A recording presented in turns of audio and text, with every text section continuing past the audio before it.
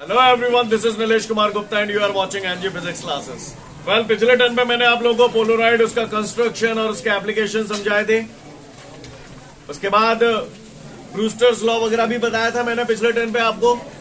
Brewster angle क्या होता है, और ये भी प्रूव करवाया था कि ब्रूस्टर एंगल पे reflected ray and refracted ray are mutually perpendicular.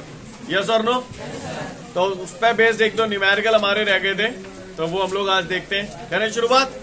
चलिए शुरुआत करते हैं।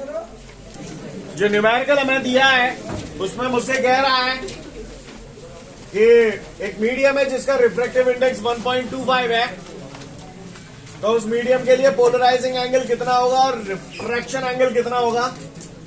tan 51.4 degree is equal to दे रहा है 1.25। तो भैया म्यू और आईपी में मैंने एक रिलेशन पढ़ा था, mu is equal to 10 IP. Yes और नो? बोलो भैया, पढ़ाया आपने ये? म्यू कितना दिया है? 1.25 बराबर 10 आईपी।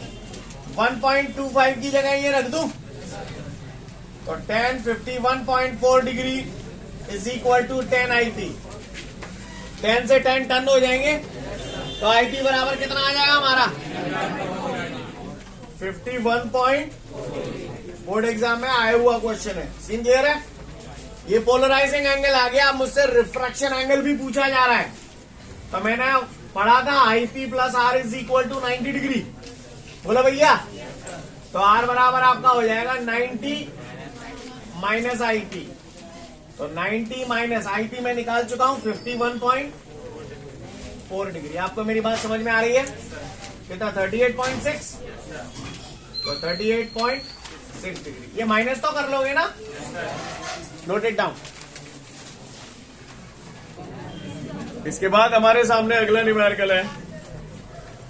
उस न्यूमेरिकल में मुझसे बोल रहा है किसी सरफेस पे लाइट रे कितने एंगल पे इंसिडेंस हो। किसी सरफेस पे लाइट रे कितने एंगल पे इंसिडेंस हो कि reflected light becomes plane polarise light. तो बताओ, ऐसा इंसिडेंस एंगल जिस पर reflected light plane polarise light हो जाती है क्या बोलते हैं? यानी वो जो इंसिडेंस एंगल आपसे जानना चाहता है इनडायरेक्टली क्या बोल रहा है? पोलराइजिंग एंगल बता दो। बोलो भैया, मैंने बचपन में सुना है म्यू बराबर 10 आईपी। म्यू रिफ्रैक्टिव इंडेक्स दे रहा है 1.3 इज इक्वल टू 10। 1.3 की जगह क्या लिख दूं? अब यार जैसा ही क्वेश्चन है, tan 53 degree is equal to 10 IP. 10 से 10 टन, आईपी बराबर 53 degree. I hope you understand guys. Scene clear है सभी को? Note it down.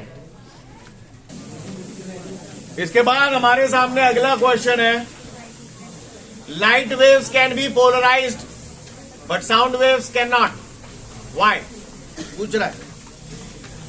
आप लोगों ने 11th में पढ़ा होगा, 11th में आपने पढ़ा होगा दो टाइप की वेव होती है। एक होती है ट्रांसवर्स वेव्स, एक होती है लॉन्गिट्यूडल वेव्स। इस टाइप की जो रेगुलर में इस टाइप का पिक्चर बनाता हूं वो ट्रांसवर्स वेव्स है। क्लियर? लाइट वेव्स पोलराइजेशन के फिनोमेना को शो करती है, लेकिन साउंड वेव नहीं करती। क्यों? पूछ रहा है। तो भैया, हम लोगों ने जो पोलराइजेशन देखा वो इस टाइप की वेव्स के लिए देखा या इस टाइप की वेव्स के लिए देखा? ऊपर वाली वेव्स के लिए देखा। ये वाली वेव जो है ट्रांसवर्स वेव्स कहलाती है, 11th में पढ़ा होगा आपने। और ये वाली जो वेव है इसे लॉन्गिट्यूडनल वेव्स बोलते हैं। इसके बारे में डिटेल में डिस्कशन भी किया था हम लोगों ने इलेक्ट्रोमैग्नेटिक वेव्स में। लाइट वेव्स और साउंड वेव्स में क्या डिफरेंस है उस टाइम पे बताया था आपको, right? This is the longitudinal waves and this is the transverse waves. अब मुझे मालूम है पोलराइजेशन का फिनोमेना कौन सी वेव शो करती है?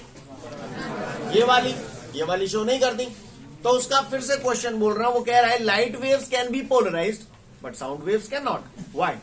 तो भैया हमें मालूम है polarisation is the property of only transverse waves. Clear? अब लाइट वेव्स हमें मालूम है लाइट वेव्स ट्रांसवर्स वेव्स होती हैं, इस वजह से वो पोलराइजेशन के फिनोमेना को शो करती हैं। जबकि साउंड वेव जो होती है वो ट्रांसवर्स वेव्स नहीं होती, वो लॉन्गिट्यूडनल वेव्स होती हैं। इस वजह से वो पोलराइजेशन के फिनोमेना को शो नहीं करती है। कहानी समझ में आ रही है? Clear? Polarization is the property of transverse waves only. Light waves polarisation इसलिए शो करती हैं क्योंकि वो ट्रांसवर्स वेव्स है। साउंड वेव इसलिए नहीं करती हैं क्योंकि वो, उम्मीद करता हूं समझ गए होंगे। पढ़ लो फटाफट, फिर आगे बढ़ूंगा। इसी में आगे कुछ कॉन्सेप्चुअल क्वेश्चन के बाद आपको एक क्वेश्चन दिया है, व्हाट इज मेलस लॉ, या डिफाइन मेलस लॉ करके दिया हुआ है। मेलस लॉ मैं आपको बताऊंगा, आपको थोड़ा सा झटका लगेगा। क्या झटका लगेगा? क्योंकि मैंने आपको जो भी बताया है वो उसे सेटिस्फाइड नहीं करेगा, इस वजह से आपको झटका लगेगा। लिसन एवरीवन,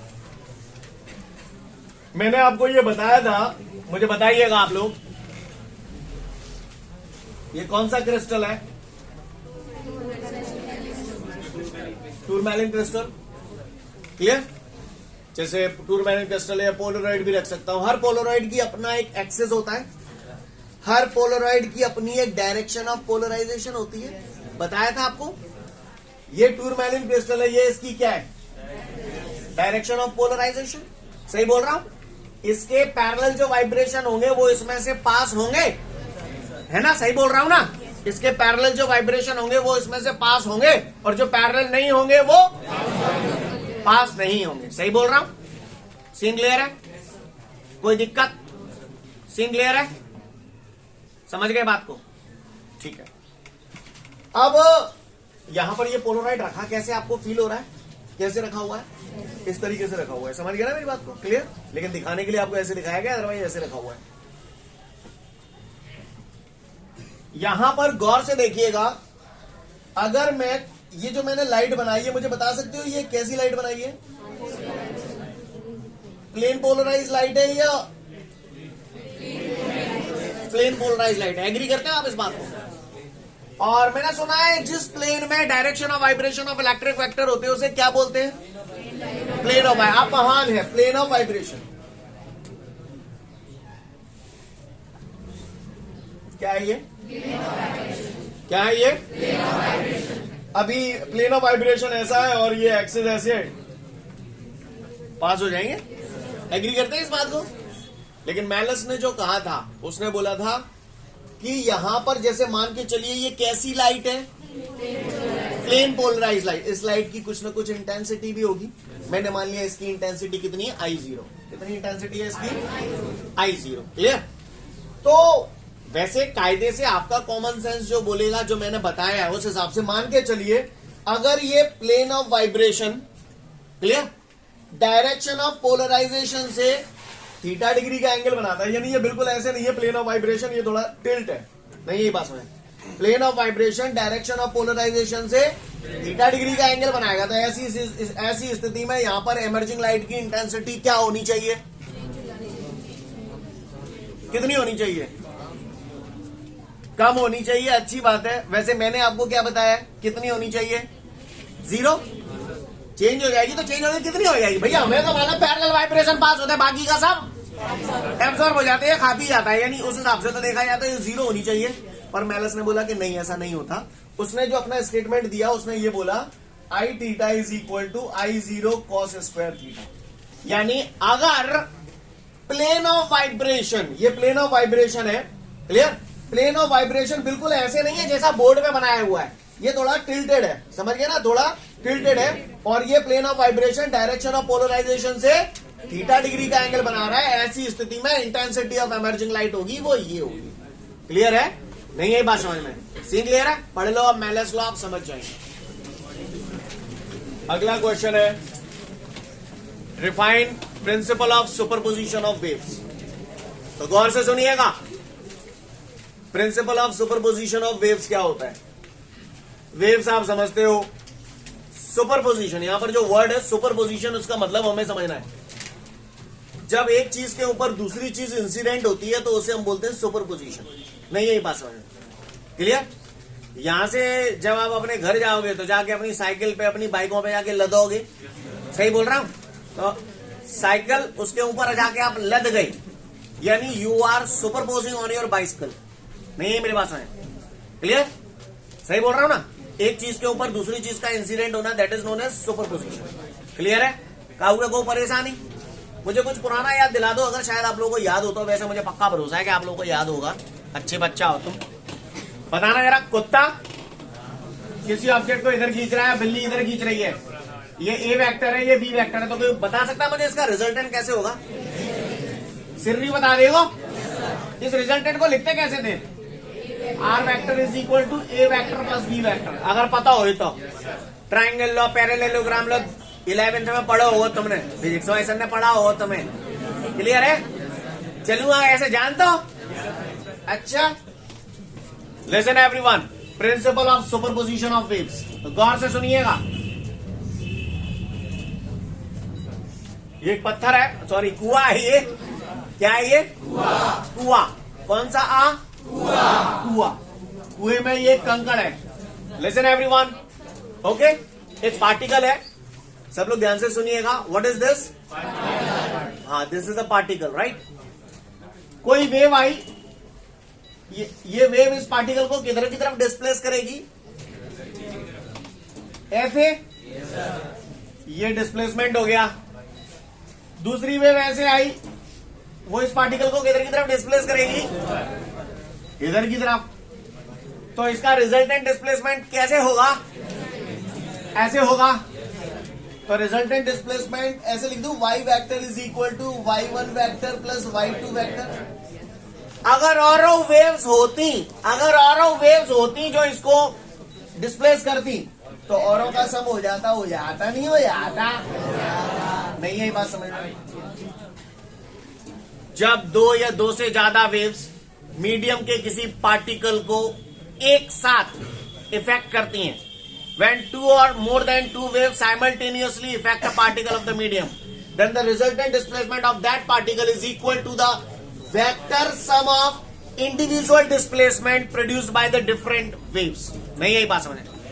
जब दो या दो से ज्यादा वेव्स मीडियम के किसी पार्टिकल को एक साथ इफेक्ट करती है, तो उस पार्टिकल का जो रिजल्टेंट डिस्प्लेसमेंट होता है वो अलग अलग वेव्स द्वारा प्रोड्यूस किए गए इंडिविजुअल डिस्प्लेसमेंट के वेक्टर सम के बराबर होता है।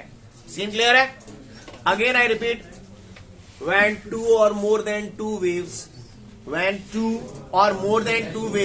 simultaneously affect a particle of the medium, then the resultant displacement of that particle is equal to the vector sum of individual displacement produced by the different waves. नहीं है ये बात समझ? Principle of superposition of wave जो होता है, बहुत बड़े एम्पलीट्यूड की वेव्स के लिए एप्लीकेबल नहीं होता। क्लियर? जैसे कि शॉक वेव्स के लिए एप्लीकेबल नहीं होता। सीज्मिक वेव्स, भूकंप जब आता है तो जमीन में जो वेव्स जनरेट होती हैं उनके लिए एप्लीकेबल नहीं होता। लेजर वेव्स के लिए ये एप्लीकेबल नहीं होता। यानी बहुत बड़े एम्पलीट्यूड समझते हो, तो बहुत बड़े एम्पलीट्यूड की वेव्स के लिए ये एप्लीकेबल नहीं होता। क्लियर? किसी ने पूछ लिया principle of superposition of waves क्या होता है, तो हम लोग क्या बोलेंगे? When two or more than two waves simultaneously affect a particle of the medium, then the resultant displacement of that particle is equal to the vector sum of individual displacement produced by the different waves. I hope you understand. Statement आपसे सुन लूंगा, 2 minute का समय दिया आपको। इसके बाद हमारे सामने नेक्स्ट क्वेश्चन है, define interference and its types. Interference and its types. इससे पहले कि मैं इंटरफेरेंस की बात करूं, interference is made by the word interfere. आप कई बार एक डायलॉग यूज हो, don't interfere in my work. है, मेरे काम में ज्यादा इंटरफेयर करने की जरूरत नहीं है। सही बोल रहा हूं ना? जी हाँ, डेली ये डायलॉग आप लोग किसी न किसी को देते ही होंगे, है ना? इंटरफेयर का मतलब हस्तक्षेप, दखलंदाजी। कौन सी अंदाजी? दखलंदाजी। जी हाँ मेरे भाइयों, दखलंदाजी। ध्यान से सुनिएगा। अक्सर आप लोगों ने देखा होगा, आप रेडियो चस्का 91.5 FM पे गाने सुन रहे हैं, बढ़िया क्लियर, कॉर्ड लगी है, घर वाले सोच रहे हैं अपन पढ़ रहे हैं, पर अपन तो गाने सुन रहे हैं। अपन गाने सुन रहे हैं तो रेडियो स्टेशन से सिग्नल आ रहे हैं आप तक? आपके मोबाइल तो कौन आ रहे? कहां से आ रहे? तुम कान में लीड लगा के जब गाने सुन रहे थे ना, मैंने देख लिया। अब मैंने अपने मोबाइल से, पापा से कहता हूं, पापा से कहूंगा, चलो ना करो, मैं ही लगा देता हूं। मैंने अपने मोबाइल से आपके मोबाइल का नंबर डायल किया तो सिग्नल आएंगे कहां से? मेरे मोबाइल से किसकी तरफ? लेकिन आपके मोबाइल पर पहले से ही सिग्नल आ रहे थे। कहां से? रेडियो स्टेशन से सिग्नल आ रहा था वो, और फिर मैंने आपको कॉल किया, वो दोनों सिग्नल आपस में एक दूसरे के बुक पर इंटरफेयर करते हैं, और जब वो इंटरफेयर करते हैं, क्लैशिंग होती है, तो आपने देखा होगा घंटी बजने से पहले एक वाइब्रेशन से सुनाई देता है, ये बोलो है ना, rising and falling of sound, उनका हमको वाइब्रेशन से सुनाई देता है, हमें पता पड़ जाता है घंटी बजे आई है। ऐसा होता है या नहीं होता? This is because of interference. काहे की वजह से होता है? यानी जब रेडियो स्टेशन से आने वाला सिग्नल और मेरे मोबाइल से जाने वाला सिग्नल दोनों इंटरफेयर करते हैं, तो आपको साउंड में एक नॉइज सुनाई देता है, वो नॉइज कुछ और नहीं है, दैट इज इंटरफेरेंस। समझ में आ रही है बात? कहा? हाँ, इंटरफेरेंस। क्लियर है? अब बात आती है इंटरफेरेंस होता क्या है। तो इतना तो समझ में आ गया कि दो वेव्स आपस में इंटरफेयर करती हैं। सही बोल रहा हूं, है ना? तो गौर से सुनिएगा, जब कोई दो वेव्स और इन दोनों वेव्स में कुछ खास बातें होनी चाहिए। इनके एम्पलीट्यूड जो है, एम्पलीट्यूड समझते हो ना किसी भी वेव का, मैक्सिमम वैल्यू, पीक वैल्यू आपने देखा था, वो बताया था। कोई भी दो वेव जिनके एम्पलीट्यूड नियरली सेम होने चाहिए, लगभग बराबर होने चाहिए, और फ्रीक्वेंसी बिल्कुल सेम होनी चाहिए। जब दो वेव जिनके एम्पलीट्यूड नियरली इक्वल है और फ्रीक्वेंसी बिल्कुल सेम है, एक दूसरे के ऊपर सुपरपोज होती हैं, तो कुछ पॉइंट पर इंटेंसिटी ऑफ लाइट बढ़ जाती है और कुछ पॉइंट पर इंटेंसिटी ऑफ लाइट कम हो जाती है। This phenomena is called interference of light. When two waves of nearly equal amplitude and same frequency, clear? When two waves of nearly equal amplitude and same frequency are superposed, then at some point intensity of light becomes maximum and at some point intensity of light becomes minimum. This phenomena is called interference of light. इसको आप ऐसे समझिएगा, थोड़ा ध्यान से सुनिएगा। पहले एक बात बताओ, कंस्ट्रक्शन वर्ड मैंने आपको बोला, आपको कुछ महसूस हुआ? कोई चीज बन रही है या बिगड़ रही है?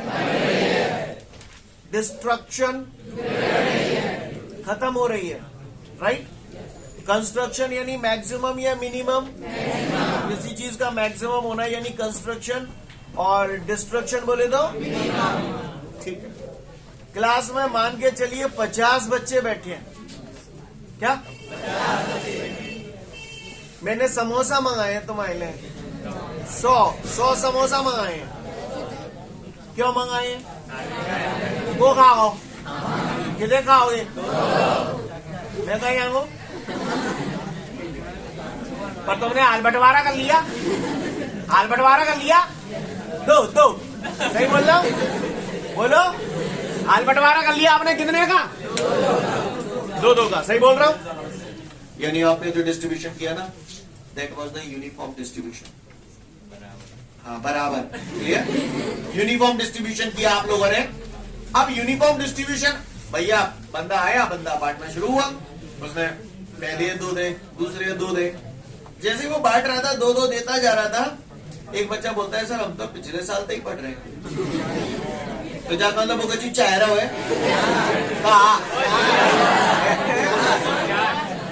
बचाना चाहिए। सही बोल रहा हूं? भाई ज्यादा आप कोई ऐसे कहेगा तो क्या यार मना करोगे आप उसको? समोसा 100 ही है और बच्चा 50 ही है। समोसा 100 ही है, बच्चा 50 ही है, और बाद में कह रही कि सर हम तो पिछले साल से पढ़ रहे हैं। तो शर्मा शर्मी में, समझ गए ना, मैंने उसको ज्यादा दे दिया।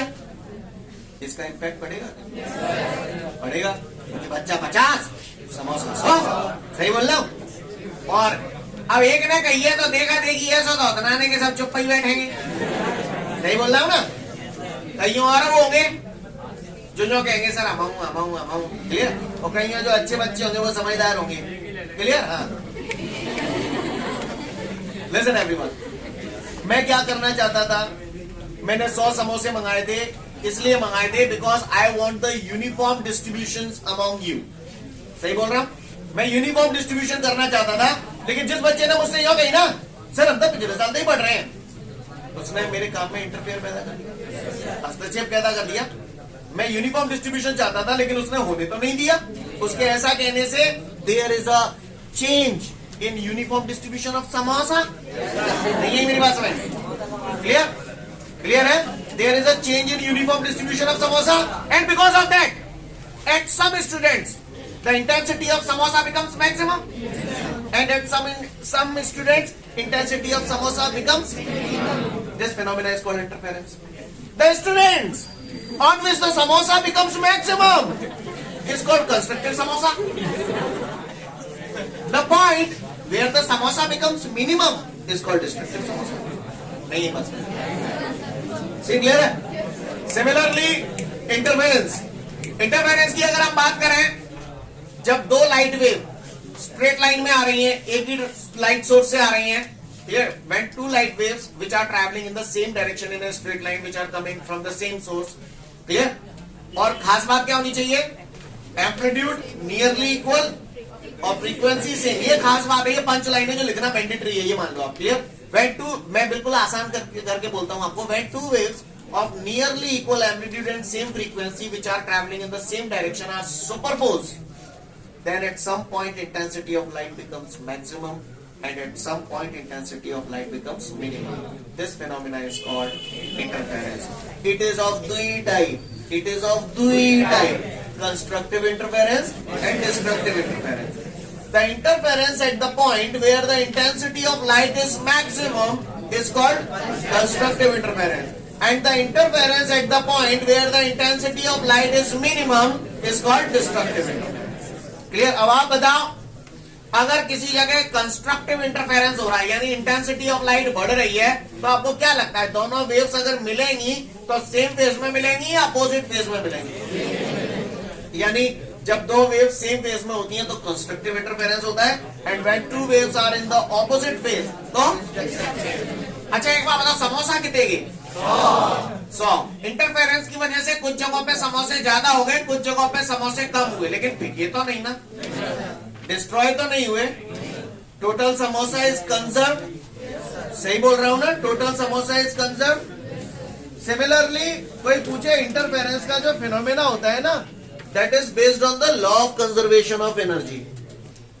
तो अगर किसी ने पूछा interference law of conservation of energy पे बेस्ड है, तो बता देंगे हाँ ये law of conservation of energy पे बेस्ड है। क्यों law of conservation of energy पे बेस्ड है? क्योंकि यहां पर एनर्जी डिस्ट्रॉय नहीं हुई, बस लिसन रीडिस्ट्रीब्यूट हो गई। रीडिस्ट्रीब्यूट का मतलब समझो, री क्यों बोल रहा हूं? मैं तो यूनिफॉर्म डिस्ट्रीब्यूशन करना चाहता था, लेकिन इंटरफेरेंस की वजह से रीडिस्ट्रीब्यूशन हो गया, जिसकी वजह से कुछ जगहों पे ज्यादा हो गई, कुछ जगह पे कम हुई। लॉस तो नहीं हुआ। ओटी में कई बार पूछा जाता है इंटरफेरेंस कौन से फिनोमेना पे बेस्ड है, तो it is based on the law, कौन से लॉ पर बेस्ड है? तो बोला it is based on the law of conservation of energy. Interference is based on the law of conservation of energy. यहाँ पर एनर्जी डिस्ट्रॉय नहीं हुई। जैसे मान के चलो किसी जगह डिस्ट्रक्टिव इंटरफेरेंस हुआ, तो यहाँ पर इंटेंसिटी ऑफ लाइट क्या हो गई? कम हो गई। तो वो कम डिस्ट्रॉय तो नहीं हुई, वो कम वहां से हटके कहां की तरफ पहुंच गई होगी? कंस्ट्रक्टिव इंटरफेरेंस की। तभी तो कंस्ट्रक्टिव पे ज्यादा हुई। अगर मान के चलिए डिस्ट्रक्टिव से जो इंटेंसिटी थी, अगर वो कंस्ट्रक्टिव की तरफ नहीं जाती तो क्या कंस्ट्रक्टिव की तरफ बढ़ पाती? तो यहां पर क्या हो रहा है? एनर्जी का रीडिस्ट्रीब्यूशन हो रहा है, लेकिन डिस्ट्रॉय तो नहीं हो रही। इसीलिए बोला जाता है interference is based on the phenomena of law of conservation of energy. Clear? कोई पूछे कि ये law of conservation of energy पे बेस्ड क्यों है, तो बताना उसको कि डिस्ट्रक्टिव इंटरफेरेंस पे जैसे कम हो गई है, तो कम जो हुई है तो वो गई कहां? कंस्ट्रक्टिव इंटरफेरेंस की तरफ। कहानी समझ में आ रही है आपको मेरी? क्लियर है? कोई दिक्कत? समझ पाओगे डेफिनेशंस? इंटरफेरेंस की वजह से यूनिफॉर्म डिस्ट्रीब्यूशन हो पाया क्या? There is a change in distribution, there is a change in uniform distribution of light intensity. सही बोल रहा हूं? सीन क्लियर है? तो फटाफट इंटरफेरेंस का डेफिनेशन पढ़ लें, टाइप्स ऑफ इंटरफेरेंस पढ़ लें, और ये भी पढ़ लें prove that interference is based on the law of conservation of energy. Take your time. सुनूंगा आपसे 5 मिनट का समय आपके पास। सॉरी टाइम हो गया आपका, जाने वालों को कौन रोक सका है? तो इतना अच्छे से पढ़ के आना कल, ठीक है? आज के लिए पर्याप्त है। Thank you everyone, have a great day to all of you guys.